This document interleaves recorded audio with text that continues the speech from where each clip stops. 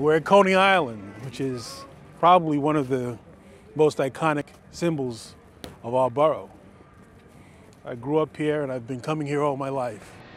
As a kid, like many other kids, I had dreams of being a pro athlete and I wanted to play ball. But then, you get closer to it and reality sets in and then you got to figure out, well, you're not going to be a pro athlete, so what are you going to do? I decided to go to law school. While I was in college, I had a job as a messenger for a law firm, delivering papers to courts and to different law firms. And then I had time to myself, so I went to watch trials, and I was immediately fascinated by the action, by the pace, by the stakes. I had an uncle who was a lawyer at the Legal Aid Society, and I asked him what was the best way to become a trial lawyer.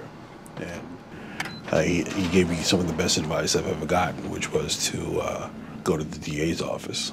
So I applied to the Brooklyn DA's office. Luckily, I got accepted.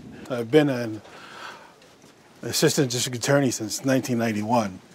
And, the thing about this job is that it's a new job every day. The thing I like the most, I think like most trial lawyers, is being in the courtroom.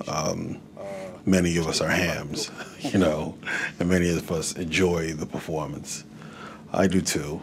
This is by far the most bizarre statement I've ever heard. I have never been not nervous, and we're nervous at different points, nervous right before jury selection, nervous right before opening statements. But I think that idea of being a tightrope walker, the thrill of going to trial, being on trial, when the outcome is uncertain, is part of a large part of what energizes me. 2 mustard sauerkraut and a Coke, please. I guess the biggest motivation is I've lived in Brooklyn all of my life. I'm working among my neighbors, and I've seen Brooklyn become a better place.